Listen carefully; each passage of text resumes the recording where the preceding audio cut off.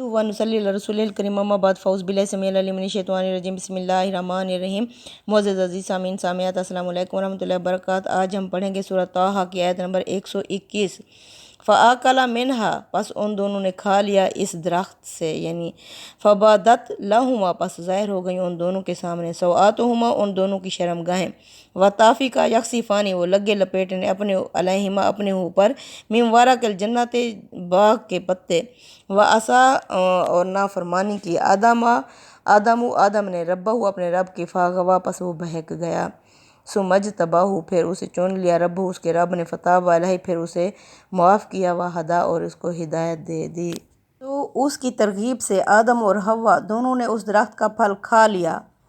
अब दरख्त का फल क्या है, इस पर ताज्जुब ना होना चाहिए, इसलिए कि इस फल की ख्वाहिश में जो गैर मामूली कैफियत इंसान पर तारी हो जाती है, उससे मगलूब होकर वो आज भी इसके बारे में खुदा की हिदायत को भूल जाता है। यानी उन दोनों पर उनकी पर्दे की चीज़ें ज़ाहिर हो गईं, यानी उनके बारे में ये बात वाज़ेह हो गई कि ये सिर्फ़ रफ़ा हाजत का ज़रिया नहीं है, बल्कि एक दूसरी चीज़ भी इनके अंदर छुपी होती है जो इनका फल खाने के बाद ही खुलती है। इस एहसास के बाद वो अपने ऊपर जन्नत के पत्ते लपेटने लगे। इससे वाज़ेह है कि जिन्स या और जिनसी अज़ा के साथ शर्म का एहसास इंसान की फ़ितरत में वदियत हो चुका है।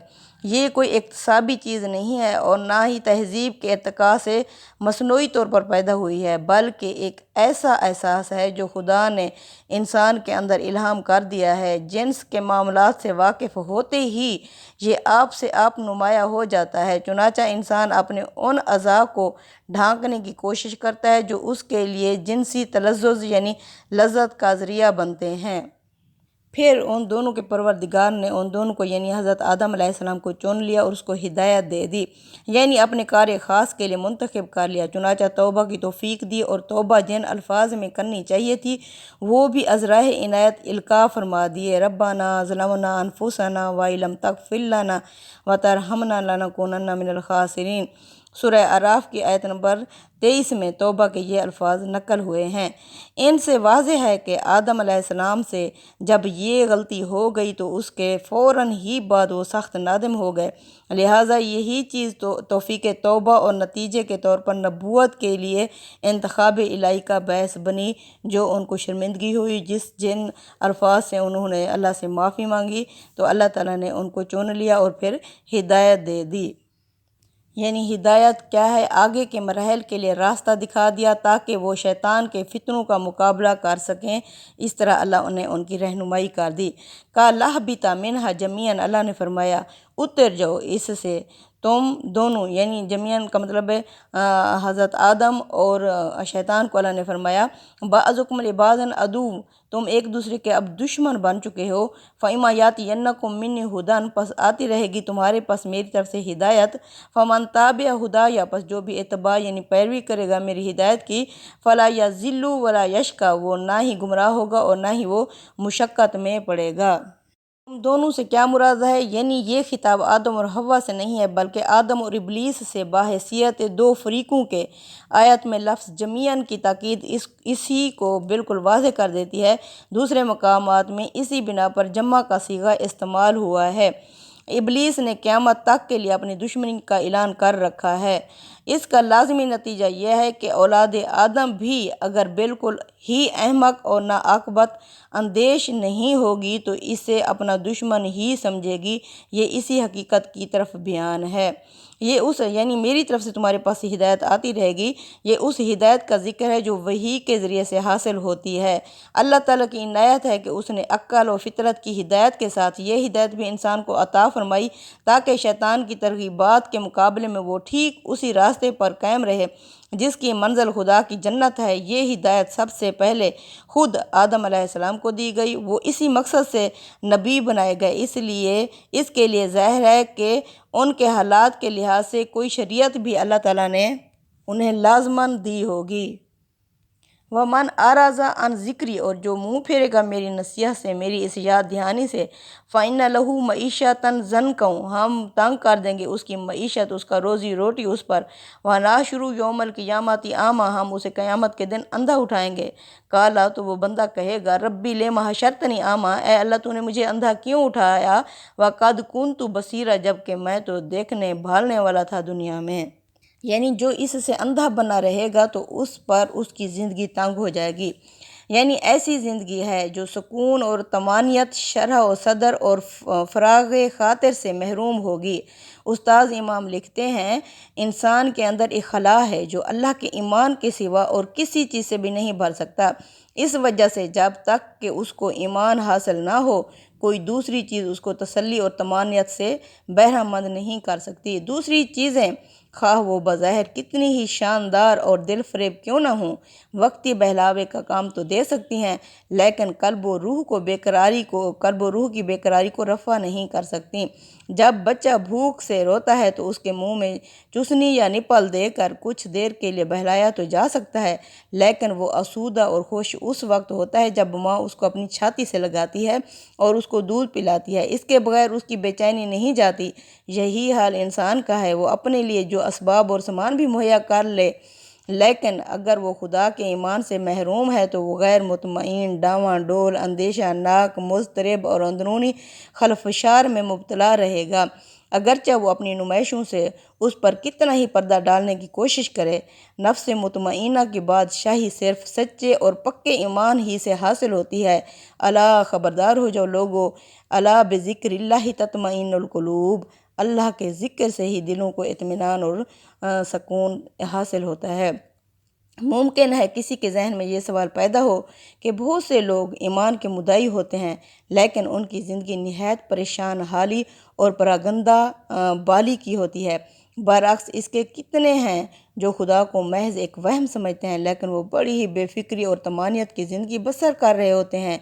इसका जवाब यह है कि अव्वल तो यहाँ बहस ईमान के मुद्दइयों से नहीं, बल्कि हकीकी अहले ईमान से है।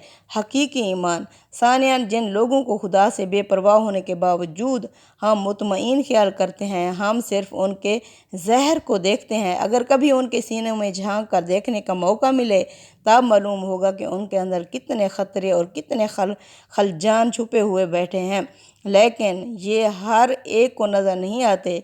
इनको वो खुद देखते हैं या वो लोग देख सकते हैं जिनके अंदर ईमानी बसीरत हो। अंधापन बाइतबार नतीजा होगा। यानी अगरचा देख रहे होंगे मगर उस नूर से महरूम होंगे जो उस रोज़ अहले ईमान के पास होगा, और उसकी रोशनी में वो हर मरहले पर अपना जाहो मंज़ल अपने लिए मुतय्यन कर लेंगे। वो बंदा कहेगा, मैं तो देखने भालने वाला था। काला कज़ाली का इरशाद होगा, इसी तरह आतत का आई थी तेरे पास आयत, तो मेरी आयात, फ़नासीतहा, पस तो भूला रहा इन मेरी आयात को। व कज़ाले कल यौम तुनसा, इसी तरह आज हम तुम्हें भुलाए देते हैं। व कज़ाले का नज्ज़ी मन असरफ़ा, इस तरह हम बदला देते हैं हर उस इंसान को असरफ़ा जिसने यानी ज़्यादती की होगी, वलम युमिन बिआयत रब्बी, और जो जिसने ना ईमान लाया होगा अपने रब की आयात पर। वला अज़ाबुल आखिरती अशद्दु व अबका, और आखिरत का अज़ाब तो सख्त है और बाकी रहने वाला है। यानी ये क्या है, तो अल्लाह फरमाते हैं, आज के दिन मैं उस बंदे को भूल जाऊंगा जो दुनिया में मेरी हिदायत को भूला रहा, क्योंकि ये कुरान सिलेबस है और ये बग़ैर सिलेबस के कभी कोई पास हुआ है। तो जब हम इसको भूले रहेंगे, हम इसको समझने की कोशिश ही नहीं करेंगे, हम सिर्फ इसे रट्टा लगा के ख़त्म पे ख़त्म करेंगे, तो क्या होगा, हमने जब इसे समझा ही नहीं होगा तो हम इसके मुताबिक ज़िंदगी कैसे गुजारेंगे। जब हम अंधे, अगर हम इस कुरान को पढ़ते भी हैं तो अंधे और बहरे बनकर पढ़ते हैं, वरना तो हम इसे टच ही नहीं करते। इस तरह अल्लाह फरमाते हैं, जिस तरह तू भूला रहा, तुझे सदाएं आती रहीं, मेरी तरफ से बुलावे आते रहे, कद हय्या अला सलाह हय्या अल फलाह की सदाएं बुलंद होती रहीं, मगर तू भूला रहा। आज के दिन हम तुझे भूल देते हैं, क्योंकि आखिरत का अज़ाब ऐसे लोगों के लिए होगा جو سخت بھی ہے اور باقی رہنے والا بھی ہے۔ افلم یہدی لہم، کیا انہیں اس بات سے ہدایت نہیں ملی؟ کم اہلکنا قبلہم، کہ ہم نے کتنے ہلاک کر دیتے ہیں ان سے پہلے، من القرون، بستیاں، یمشون فی مساکنہم، یہ لوگ چلتے پھرتے ہیں ان کے گھروں میں، ان فی ذالک لآیات لاولی النہی، بے شک اس میں نشانیاں ہیں اہل عقل کے لیے۔ یعنی اللہ تعالیٰ کفار قریش کو کہہ رہے ہیں، کیا کفار قریش تمہیں عاد اور سمود وغیرہ کی ان بستیوں کی طرف اشارہ ہے؟ کیا تمہیں ان سے بھی سبق حاصل نہیں ہوا جن کے برباد شدہ آثار اور کھنڈروں پر قریش کے لوگ اپنے تجارتی سفروں میں برابر گزرتے رہتے ہیں؟ کیا انہیں ان بے عقلوں کو اس بات سے بھی سبق حاصل نہیں ہوا؟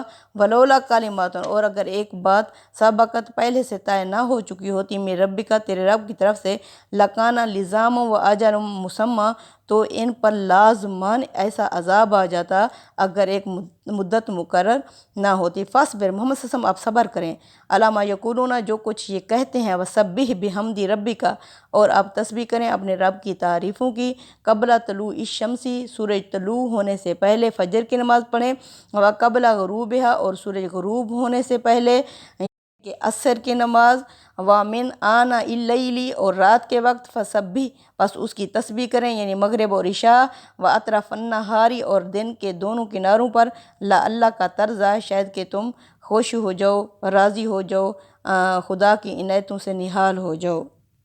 دن کے کناروں سے کیا مراد ہے؟ یہ تین ہی ہو سکتے ہیں، ایک صبح، دوسرا زوال آفتاب، اور تیسرا شام کا کنارہ۔ چاشت، ظہر اور مغرب کی نمازیں دن کے انہی کناروں پر ادا کی جاتی ہیں۔ نماز کی یہ ہدایت صبر حاصل کرنے کی ایک تدبیر کے طور پر ہوئی ہے، اس لیے کہ صبر کی توفیق جس کو بھی حاصل ہوتی ہے اللہ کی مدد سے حاصل ہوتی ہے، اور اللہ کی مدد حاصل کرنے کا واحد ذریعہ نماز ہے۔ استاذ امام لکھتے ہیں، یہ آیات حق اور باطل کی کشمکش کے نہایت مشکل دور میں نازل ہوئی ہیں۔ ان میں نبی کریم صلی اللہ علیہ وسلم اور آپ کے واسطے سے امت کو وہ تدبیر بتائی گئی ہے جو مشکلات اور مصائب میں ثابت قدم رکھنے والی اور خدا کی رحمت اور نصرت کا حقدار بنانے والی ہے۔ اس طرح کے حالات میں صرف فرض نمازوں ہی کا اہتمام مطلوب نہیں ہے بلکہ نوافل کا اہتمام بھی مطلوب ہے۔ قرآن، نبی کریم صلی اللہ علیہ وسلم کے ارشاد اور سلف صالحین کے عمل، ہر چیز سے ہمارے اس خیال کی تائید ہوتی ہے۔ عام حالات میں تو تہجد اور اشراق کی نمازوں کی حیثیت بہرحال نفلی نمازوں ہی کی ہوگی، لیکن مشکلات اور مصائب میں، خواہ وہ انفرادی ہوں خواہ وہ اجتماعی ہوں، ان کا اہتمام ضروری ہے۔ تدبر قرآن، یعنی کہ شاید تم راضی ہو جاؤ، نہال ہو جاؤ، ان دو لفظوں کے اندر بشارتوں کی جو دنیا چھپی ہوئی ہے اس کا اندازہ ہر صاحب ذوق کر سکتا ہے۔ اللہ تعالیٰ نے اپنے نبی کی خوشنودی کے لیے کیا کیا بشارتیں رکھی ہوئی ہیں۔ وَلَا تَمُدَّنَّ عَيْنَيْكَ إِلَىٰ مَا مَتَّعْنَا بِهِ، محمد صلی اللہ علیہ وسلم آپ اپنی نگاہیں اٹھا کر بھی نہ دیکھو ان لوگوں کی طرف جن کو ہم نے فائدے دیے بے ہی اس دنیا میں، ازواج منہم، مختلف قسم کے، ظاہرۃ الحیات الدنیا، یہ سارا کچھ دنیا کی زندگی کا ظاہر ہے، لنفتنہم فیہ، تاکہ ہم اس کے ذریعے سے ان کے ذریعے سے ان کی آزمائش کریں، ورزق ربی کا، اور تیرے رب کا جو دیا ہوا رزق ہے، خیر و ابقا، وہ بہتر اور باقی رہنے والا ہے۔ اور ان کے بعض گروہوں کو دنیاوی زندگی کی رونق کا جو ساز و سامان ہم نے اس میں ان کی آزمائش کے لیے دے رکھا ہے، اس کی طرف آنکھ اٹھا کر بھی نہ دیکھو، اور یاد رکھو تمہارے رب کا دیا ہوا رزق ہی بہتر اور باقی رہنے والا ہے۔ یعنی کہ بعض گروہ وہ کون سے تھے جن کو اللہ تعالیٰ نے دنیا کا مال و متاع دے رکھا تھا؟ اس سے مراد مکہ اور طائف کے ان لوگوں کی طرف ہے جو وہاں عزت اور اقتدار رکھتے تھے۔ ان کے مال و دولت، عزت اور اقتدار کو ظاہرۃ الحیات الدنیا کہہ کر قرآن نے اشارہ کر دیا ہے کہ جو کچھ ان کے پاس ہے اس کی چمک دمک چند روزہ ہے۔ یہ سب کچھ اللہ تعالیٰ نے انہیں کیوں دے رکھا ہے؟ یعنی اس لیے نہیں دے رکھا یہ اس کے حقدار تھے، بلکہ اس لیے دے رکھا ہے کہ ان کا امتحان کریں کہ ہماری نعمتیں پا کر یہ شکر گزاری کا رویہ اختیار کرتے ہیں یا ہمارے آگے ہی اکڑنے لگتے ہیں۔ یعنی کہ آپ ان کی طرف आंख उठाकर भी ना देखें। नबी करीम सल्लल्लाहु अलैहि वसल्लम अपनी दावत की मोहब्बत और इन लोगों के लिए सच्चे जज्बा खैर खाही हमदर्दी के बिना पर इनके ईमान के खाह थे। कुरैश के इन अगनिया और सादात और उमरा की तरफ आपके इल्तफ़ात का बहस यही था। इसमें किसी तम में हिर्स का माअज़ल्ला कोई शैबा तक ना था, मगर अल्लाह ताला ने इससे भी रोक दिया, इसलिए कि अपने गुरेज़ और फ़रार और इस्तकबार की वजह से वो दावत के इस मरहले में अब इसके मुस्तहिक भी नहीं रहे थे। आपके परवरदिगार का रिज़्क़ ही बेहतर और बाकी रहने वाला है, यानी मौत के बाद भी बाकी रहने वाला है, बल्कि उस लाज़वाल और अबदी बादशाही की सूरत इख्तियार करने वाला है जिससे आगे किसी नेमत का तसव्वुर भी नहीं किया जा सकता। उमर आला का मोहम्मद सल्लल्लाहु अलैहि वसल्लम आप हुक्म दे अपने घर वालों को बिस्सलाती नमाज का वस्ताबिर अलैहा, खुद भी आप इस पर डटे रहें। ला नसअलु का रिज़्क़ का, हम नहीं मांगते आपसे रिज़्क़, नानु नरज़ुकु का, हम ही आपको रिज़्क़ देते हैं। वल आक़िबतु लित्तक़वा, और अंजाम कार बेहतरीन तो परहेज़गारों का ही होगा।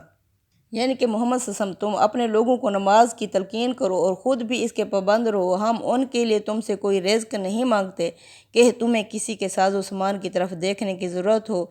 रिज़्क़ तो हम तुम्हें देंगे, हम तुमसे तक़वे का तकाज़ा करते हैं और अंजाम की फ़िरोज़मंदी तक़वे ही के लिए है। यानी ख़ुद भी नमाज पे डटे रहो और अपने घर वालों को भी हुक्म दो। इसमें असल लफ्ज़ अहला का आया है, इससे वो तमाम लोग मुराद हैं जो उस वक्त ईमान ला चुके थे। अरबी ज़बान में लफ्ज़ अहल इस वुसअत के साथ इस्तेमाल होता है। यहाँ इसके इस्तेमाल में ये बलागत है कि गुरबाए मुस्लिमीन की इज़्ज़त इससे इस दर्जा बढ़ गई है कि वो गोया आप सल्लल्लाहु अलैहि वसल्लम के अहल में शामिल हो गए हैं। हम तुमसे उनके लिए रिज़्क़ नहीं मांगते, मतलब ये है कि हमने ये तकाज़ा तुमसे कभी नहीं किया कि तुम ये ख्याल करो कि इन लोगों ने ईमान कबूल ना किया तो हमारी दावत और उसको आगे बढ़कर कबूल करने वाले गुरबा मुस्लिमीन इस सरज़मीन में बेयार व मददगार होकर रह जाएंगे। नहीं, इनमें से किसी चीज़ को भी खातिर में लाने की ज़रूरत नहीं है। तुम अपनी दावत और अपने साथियों के लिए इन नाकदरों की मदद और सरपरस्ती के मुताज नहीं हो। तुम्हारे साथ खुदा है और तुम्हारे साथियों की मदद, तक़वियत और कफ़ालत के लिए वही काफ़ी है। यानी रिज़्क़ तो हम तुम्हें देंगे, यानी तुम्हें भी और उनको भी जो दावत के इस काम में तुम्हारे साथी बनेंगे। ये हमारा काम है, हम जब अपना कोई काम किसी के सुपुर्द करते हैं तो उसके रिज़्क़ की ज़िम्मेदारी उसी तरह अपने ऊपर ले लेते हैं। इसीलिए तुम हमारा काम करो और नमाज का एहतमाम रखो, बाकी जो ज़िम्मेदारी हमारी है उसको हम पर छोड़ दो, उसके लिए तुम्हें फ़िक्र करने की कोई ज़रूरत नहीं है। यानी अगर तुम अपनी ड्यूटी पर हो तो हज़रत मसीह ने फरमाया था कि तुम अपनी मज़दूरी के हक़दार हो, यानी अल्लाह ही तुम्हें रिज़्क़ देने वाला है, यानी इल्म व अमल में भी और उस काम में भी जो हमने तुम्हारे सपुर्द किया है। कालू, और ये लोग कहते हैं, लौला यातीना बिआयातिन मिर रब्बिही, क्यों नहीं ये ले आया अपने रब की तरफ से कोई निशानी। अवलम तातीहिम बय्यिनातिन, क्या इनके पास नहीं आई वाज़ेह निशानियाँ, माफ़ी सुहुफ़िल ऊला, जो पहले सहीफ़ों में थीं। वलौ अन्ना अहलकनाहुम बेअज़ाब, और अगर हम इनको हलाक कर देते अज़ाब में मिन कब्ल ही, इससे पहले ही, लकालू, तो ये ज़रूर ये लोग कहते, रब्बना, आए हमारे रब, लौला अरसलता इलैना, तूने क्यों नहीं भेजा हमारी तरफ रसूलन, कोई रसूल, फनत्तबिअ, के हम पैरवी करते, आयात का, तेरी आयात की, मिन कब्ल, इससे पहले, अन्ना ज़िल्ला, के हम जलील होते, व नख़ज़ा, और रुसवा होते। कुल, मोहम्मद सल्लल्लाहु अलैहि वसल्लम आप इनसे कह दीजिए, कुल्लुन मुतरब्बिसुन, सब इंतज़ार करो, फ़तरब्बसू, तुम इंतज़ार करो, वो भी इंतज़ार कर रहे हैं। फ़सतअलमुना, पसंद करीब तुम जान लोगे, मन असहाबुस सिराति सव्वी व मन इहतदा, कि कौन है सीधे रास्ते पर और हिदायत पर। इन लोगों को ये इसरार है कि अपने परवरदिगार के पास से ये हमारे लिए कोई निशानी क्यों नहीं लाते।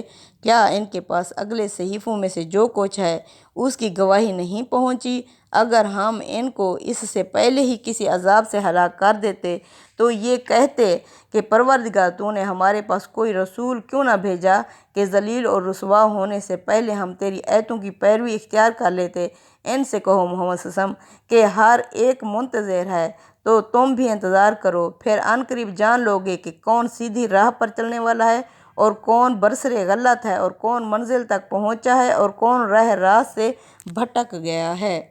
یعنی یہ جس سوال کا جواب ہے وہ چونکہ اہل کتاب کا القاء کیا ہوا تھا، اہل کتاب نے ہی قریش سے کہا تھا کہ محمد صلی اللہ علیہ وسلم سے یہ سوال کرو، اس لیے جواب بھی انہی کو پیش نظر رکھ کر دیا گیا ہے۔ اصل الفاظ میں من قبل ان نذل و نخزا، استاذ امام لکھتے ہیں ذلت اور خزي کے الفاظ اپنے عام استعمال میں ایک دوسرے کے مفہوم میں بھی آتے ہیں، لیکن جب یہ دونوں ایک ساتھ آئیں جس طرح یہاں آئے ہیں تو ان کے درمیان ایک نازک سا فرق ہو جاتا ہے۔ اس صورت میں ذلت سے مراد وہ ذلت ہوتی ہے جس کا احساس ایک ذلیل ہونے والا خود اپنے باطن میں اپنے اندر محسوس کرتا ہے، اور اگر خزي سے وہ رسوائی مراد ہے جو دوسروں کے سامنے اس کو ہوتی ہے، یعنی جو دوسروں کے سامنے ذلیل اور رسوا ہوتا ہے۔ مطلب یہ ہے کہ نہ ہم اپنی نگاہوں میں ذلیل ہوتے اور نہ دوسروں کے آگے ہی رسوا اور فضیحتاً کی یہ نوبت آئی ہے۔ تدبر قرآن، یعنی ہم بھی اور وہ سب بھی لوگ جو اس کشمکش کو دیکھ رہے ہیں، سب انتظار کرو۔ صدق اللہ العظیم۔ تقبل منا انک انت السمیع العلیم وتب علینا انک انت التواب الرحیم۔ آمین۔